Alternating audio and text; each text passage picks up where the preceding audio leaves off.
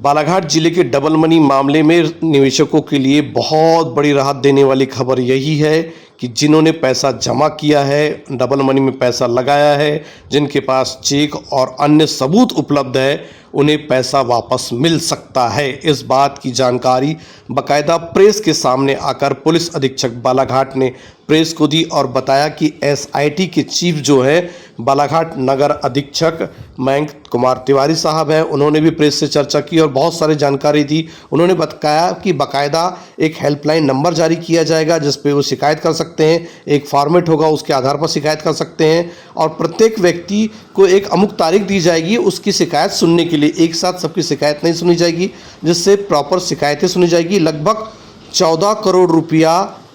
पैसा मिला है। उसके अलावा और भी रजिस्ट्रियाँ हैं जो कि उन रजिस्ट्रियों को ज़मीन को बेचकर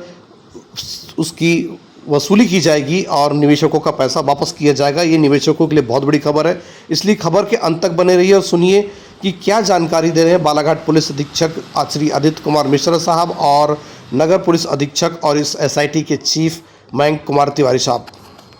प्रद्युमन कंकराने से 54 रजिस्ट्रियाँ और जो राम प्रसाद मंसूरे हैं उनसे 68 रजिस्ट्रियाँ जब्त की गई हैं। इनकी जो वैल्यू है जो इस पर अंकित है, जो प्रद्युमन कंकरारे हैं उनसे जो जब्त रजिस्ट्रियाँ हैं उनकी जो वैल्यू है 9,51,81,000 रुपये है। और वही जो राम प्रसाद मंसूरे से जो जब्त रजिस्ट्रियाँ हैं वो 9,07,00,000 की वैल्यूएशन की रजिस्ट्रियाँ मिली हैं। ये जो निकली है सर, ये अभी क्या? और ऋण पुस्तिका जो है 16 ऋण पुस्तिका मिली हैं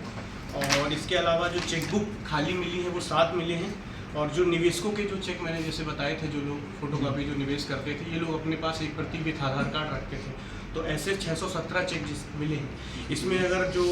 अमाउंट जो अंकित है वो है 14,82,24,291 रुपये। उसके अलावा जो इंस्टा किट जो मैंने बताया कि इन लोगों को जो इंस्टेंट ज़रूरत होती थी बैंक अकाउंट्स की, एटीएम की, वैसे हमको 59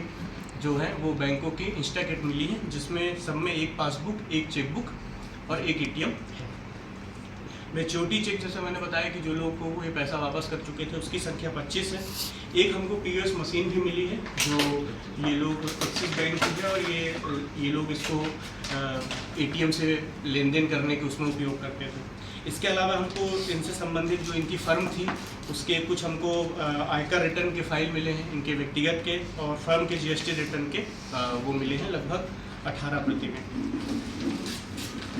सर ये रिटर्न जो जमा हुआ है इन लोग के फरारी के बाद में रिटर्न जमा हुआ है क्या? नहीं, ये सब इनसे पूर्व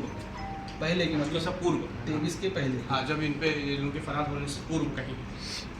नहीं सर, अभी जो रिमांड मिली है उसमें क्या चीज़ निकल के आई सामने?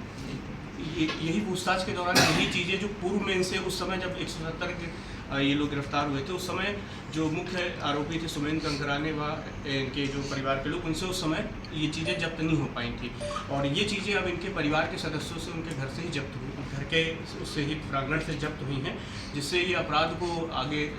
जो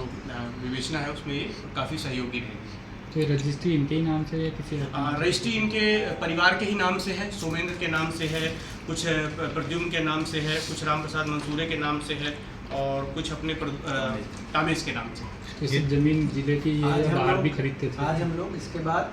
ये सारी जो एक्सेल में हमने उसकी रजिस्ट्रियों की जानकारी की है उसको आज सार्वजनिक करने वाले हैं, जिससे कि यदि किसी निवेशक का पैसा इन रजिस्ट्रियों में गलत तरीके से फंस गया हो तो वो सतर्क रहे। दूसरी चीज़ कि सभी जिन लोगों के जो रजिस्टर्स में एंट्री मिली है उनके लिए हम एक्सेल शीट बना के सार्वजनिक करने वाले हैं कि कितने लोगों का कितना निवेश था, कि यदि कोई व्यक्ति अपनी शिकायत करना चाहता है तो उसमें अगर उसकी एंट्री है तो वो आके शिकायत पुलिस को दर्ज करा सकता है। पर इसके लिए एक प्रॉपर तरीका रहेगा, किसी को रोज़ शिकायत लेके कार्यालयों में भटकने की आवश्यकता नहीं पड़ेगी। एक प्रॉपर हेल्पलाइन नंबर दिया जाएगा, उस नंबर पे आप अपनी शिकायत पहले आप स्लॉट बुक करेंगे, क्योंकि इतने सारे लोग एक साथ आ जाते हैं तो किसी की शिकायत पे प्रॉपर सुनवाई नहीं हो पाती है। इसलिए हर व्यक्ति को पहले बताया जाएगा। एक दिन में हम लोग कोशिश करेंगे 50 से 100 लोगों की शिकायतों को इंक्लूड करने के लिए और फिर उसके बाद न्यायिक प्रक्रिया जो होगी उसके तहत उनको इंक्लूड करने का प्रयास किया जाएगा। यहाँ ये 54 रजिस्ट्रियाँ मिलना और 68 अन्य जो रजिस्ट्रियाँ मिलना, इससे ये दर्शाता है कि इनकी कुल कीमत अगर आप देखा जाएगा तो शासकीय मूल्य में करीबन 20 करोड़ के आसपास है। इससे पता चलता है कि बहुत सारा पैसा जो है इन्होंने रजिस्ट्रियों के नाम पे ये बोलते ज़रूर थे पर उसमें खर्च नहीं किया उसके लेन देन में। और इन रजिस्ट्रियों को सार्वजनिक करने का एक औचित्य ये भी है कि कई लोगों ने इसमें पावर ऑफ अटॉर्नी के माध्यम से शायद किसी और लोगों के नाम पे ये खसरा बेचने का प्रयास किया होगा, तो वो भी सार्वजनिक रूप से जब से लोगों को पता चलेगा तो शायद हो सकता है सूचनाएं बेहतर तरीके से पुलिस तक आ पाएँ। इन सभी चीज़ों को हम लोग सार्वजनिक करने का कोई हमें किसी के व्यक्ति विशेष के बारे में बताने की कोई जानकारी नहीं है, परंतु लोगों को जब पता चलेगा कि भाई अगर हमारे पास मैच्योरिटी का है और सबूत मिले हैं पुलिस को, तो क्रॉस वेरिफिकेशन की यदि उनके पास चेक होगा तो हम चेक नंबर वार जो इनकी लिस्ट है उसकी हम लोग एक्सेल क्रिएट करवा रहे हैं पूरी इनके जब्ती सूचनाओं की, और वो एक्सेल रहेगी उसको सार्वजनिक कर देंगे। तो इसके बाद लोग जो रहेंगे हम रजिस्टर वाइज लोगों को बुलाया करेंगे कि भाई इस रजिस्टर में आज जो एंट्री है उसकी शुरुआत के 100 लोग आ सकते हैं, सीरियल नंबर 1 से 100, तो उस दिन वो आके उनमें से जो आना चाहते हैं उनमें शिकायत दर्ज करा सकते हैं। सर जैसे कि तौर पर दिए गए चेक के साथ ब्लैक मनी प्रोवाइड करने के लिए ये जो निवेशक कई बार कैश की जगह अकाउंट में पैसा निवेश करते थे वो है, तो वो लोग इससे एक उस चेक की फोटोकॉपी इनके पास है और उस निवेशक का आधार कार्ड ये लोग उसमें अटैच करते हैं। एज ए प्रूफ लेते थे, मान लीजिए आपने 100 रुपया जिनके खाते में जमा किए, तो प्रूफ के तौर पे आपने जिस चेक से जमा किए वो चेक की फोटोकॉपी आधार कार्ड का वो, जिससे कि इनके पास भी प्रूफ रहे कि भाई एक्चुअली आपने जमा किया है, क्योंकि आपके चेक नंबर के RTGS में जब एंट्री दिखेगी इनको, तो ये क्योंकि जब आप चेक से डिपॉजिट करते हैं तो बैंक अकाउंट स्टेटमेंट में इनको तो दिखेगा कि किसने जमा किया है, तो आपके चेक नंबर की फोटोकॉपी से चेक नंबर मैच करेंगे, इसलिए ये रखते थे। तो के आधार मतलब इस्तेमाल मतलब वो 14 करोड़ रुपए इनको निवेशकों ने दिया था, जिससे ये साबित होता है कि जो इनकी 11 फर्म्स थी उनमें जो निवेशक पैसा लगा रहे थे जो अकाउंट के थ्रू, तो 14 करोड़ 82,24,291 रुपये जो है वो इनका डेटा इन्होंने संभाल के रखा होगा संभवतः अपने रिकॉर्ड्स के लिए। जो अधिकतर रजिस्टर मिले हैं इसे मैच्योरिटी डेट अपराध पंजीबद्ध हुआ था जब मई 2022 में, उसके बाद के महीने की है, तो मुझे लगता है कि उससे पहले वाले जिनको मैच्योरिटी दे चुके होंगे शायद उनको ये डिस्ट्रॉय कर चुके हैं। इनका ऐसा कहना है कि पुराने रिकॉर्ड्स को तो हम डिस्ट्रॉय कर चुके थे जिनका मैच्योरिटी दे चुके थे, जिनकी मैच्योरिटी बची थी उनकी संख्या करीबन 12 रजिस्टर्स में है। मेजोरिटी चेक शायद 25 बताए थे सर। ठीक, वो तो ऐसे बचे हैं, बाकी बहुत सारे इनका जो डेट निकल गई इनकी गिरफ्तारी से पहले वो इन्होंने डिस्ट्रॉय कर दिए हैं। अच्छा। वो सिर्फ 25 बच गए होंगे जिसकी या तो मैच्योरिटी डेट नहीं आई रही होगी, मतलब तत्कालिक रही होगी, तो उसको वो डिस्ट्रॉय नहीं करते। ये जो 12 रजिस्टर्स 20 रजिस्टर जो जब्त हुए हैं इसमें करीबन 3,700 के आसपास एंट्रीज अभी मिली हैं, जो संभवतः निवेशकों की ही एंट्रीज होंगी, जिसमें उनका आधार कार्ड, उनका मोबाइल नंबर, उनका मैच्योरिटी चेक का नंबर और उनका डिपॉजिट का डेट, मैच्योरिटी का डेट और उनका नाम, ये सारी चीज़ें उसमें ऑलरेडी मेंशन्ड है। तो हम इसी का कोशिश करेंगे कि इसका डिजिटल फॉर्मेट बना के ओपन सोर्स में रिलीज़ कर दें, जिससे कि कोई व्यक्ति का नाम अगर इसमें दिखता है जिसको वो समझता है कि भाई इसमें मेरा डिपॉजिट है और उसके पास वो चेक नंबर मिलता है तो वो आके शिकायत कर सकता है पुलिस को। संभावना है कि इसके अलावा भी और भी बड़ी संख्या में चेक मिल सकते हैं या और बड़े करोड़ों का प्रयास कर रहे हैं,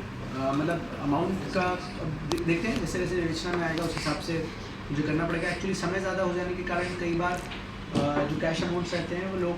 इजीली उसको कंज्यूम कर पाते हैं कई चीज़ों में, बट मुझे लगता है कि जो रजिस्ट्रीज मिली है इससे ये है कि इनको कुर्क कराने के बाद न्यायालय के माध्यम से जिस भी उसमें जाएंगे, भले ही इनकी शासकीय वैल्यू होगी 9 करोड़ रुपए, पर